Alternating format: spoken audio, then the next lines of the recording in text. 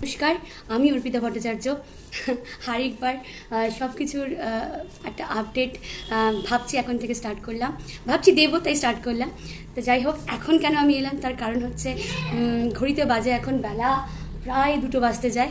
আর আমি এখন খাবো হচ্ছে বেলের শরবত। মা কালকে সকালবেলা ফোন করেছিল শুভ, আমি ভাবলাম মা বোধহয় বলবে শুভ নববর্ষ। মা ফোন করে বললো যে উঠে পড়, দিদি আসবে না। দিদি মানে হচ্ছে মানে আমার অন্যান্য কাজে যে হেল্প করে দিদি, সে আসবে না। রান্না দিদি আগেই বলেছিল যে আমি আসবো না নববর্ষের দিনে, ওটা জানা ছিল। কিন্তু দিদিও আসবে না শুনে নববর্ষটা শুভর থেকেও শুভ হয়ে গেল। তাই বাসন মেজেছি আর রান্নাবান্না করেছি কালকে সারাদিন, কালকে একদম টাইম পাইনি। আজকেও তাই, দিদির জ্বর সারেনি, দিদিও আসেনি, তবে রান্না দিদি আজকে মায়া দিয়ে এসছে। তো ওর রান্নার দিকটা তো হয়ে গেছে, কিন্তু আদার্স অনেক কাজ ছিল, তাই তাই আর সময়ই পাইনি সকাল থেকে। তো যাই হোক, এখন খাবো হচ্ছে বেলের শরবত। গরমকালে তো বেলের শরবত খুব ভালো লাগে। তিতো ওমা, বেলের শরবত সব ফেলে দিয়েছো? হ্যাঁ, বেলের শরবত সব ফেলে দিয়েছো?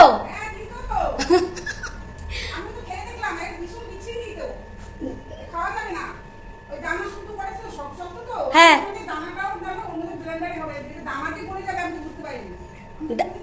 দানা শুদ্ধ পিষেছো? দানা শুদ্ধ পিষে দিয়েছে। কালকে কিছুটা ফ্রাইড রাইস বানিয়েছিলাম সবাই মিলে খাবো বলে, তো তার থেকে অনেকটা রয়ে গেছে। ভাবছি আজ দুপুরে ফ্রাইড রাইসটাই খেয়ে নেবো, ভাতের থেকে ওইটাই আমার বেশি পছন্দের।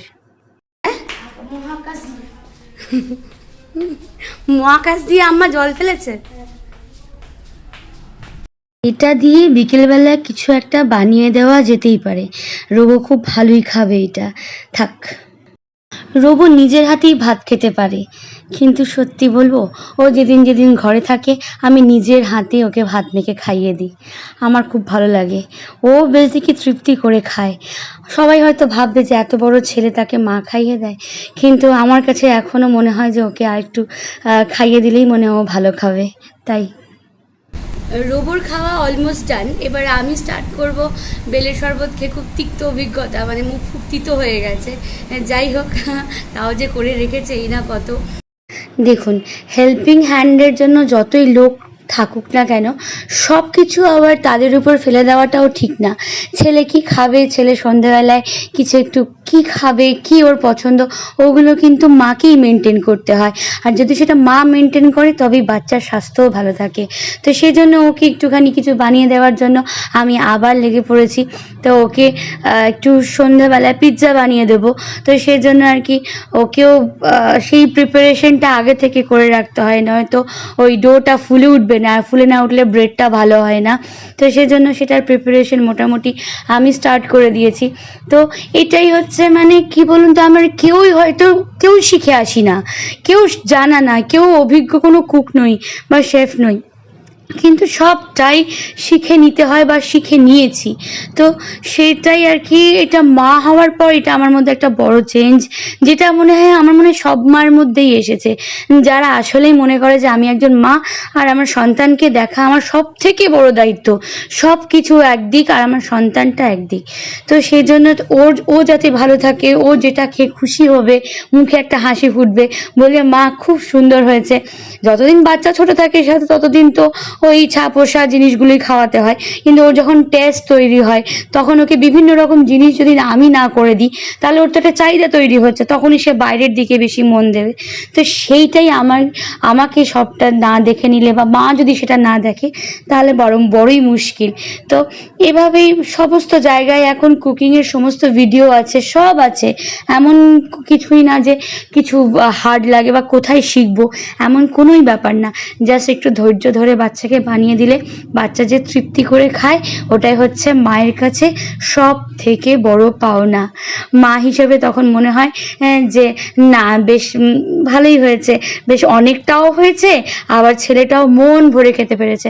বাইরে থেকে কিনলে হয়তো খুব তাড়াতাড়ি হয়ে যায়, কিন্তু ওই যে মন ভরা ব্যাপারটা হয় না, হয়তো কম আসে, হয়তো 6টাই মোমো এলো বা একটাই পিৎজা এলো।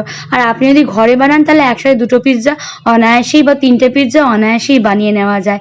কাজেই সেটা টাকা পয়সারও সাশ্রয় হয় এবং বাচ্চাটাও খুব ভালো খায়। আর বাড়ির তৈরি খাওয়া তো অবশ্যই হেলদি, কোনো কিছু এক্সট্রা কিছু না, বাইরের সেই কতদিনের প্রিজার্ভ করা কিছু না, সবটাই ঘরের কিছু নিয়ে সমস্তটা বানিয়ে নিলে একদম সবাই মোটামুটি বাড়ির সবাই সন্ধ্যাবেলার যে খাওয়াটা ওইটা বেশ সুন্দর করে হয়ে যায়। তাই একটু খাটতে হবে, মানে কেষ্ট পেতে গেলে একটু কষ্ট তো করতেই হবে।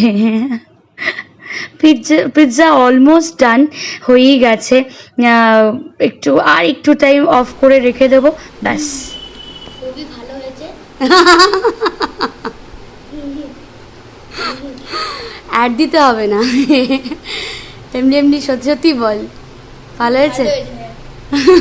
কালকে বাড়িতে মাংস এসেছিল, তো তার থেকে কিছু সলিড পিস ছিল, তো সলিড পিসটা খুব একটা কেউ খেতে চায় না, তো সেই জন্য আমি ভাবলাম যে ওগুলো তুলে রাখি। ওগুলো তুলে রাখলে কী হবে যে ওগুলো অন্য কিছুতে ইউটিলাইজ করা যাবে।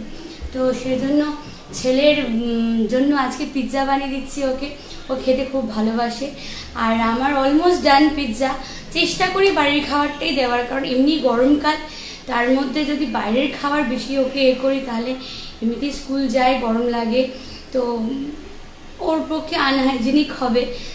আমি বাড়িতে যতটা চেষ্টা করি সবটাই করে দেওয়ার, সব কিছুই ও যেগুলো খেতে পছন্দ করে আমি সবটাই বাড়িতেই তৈরি করে দেওয়ার চেষ্টা করি।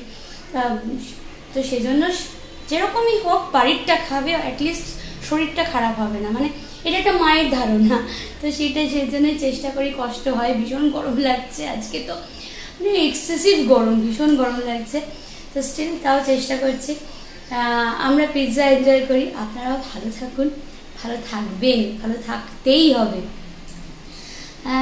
সময় খারাপ হলে সময় ভালো হয়ে যাবে, সেটা নিয়ে কোনো চিন্তা নেই, ওটাকে সময়ের উপর ছেড়ে দিন।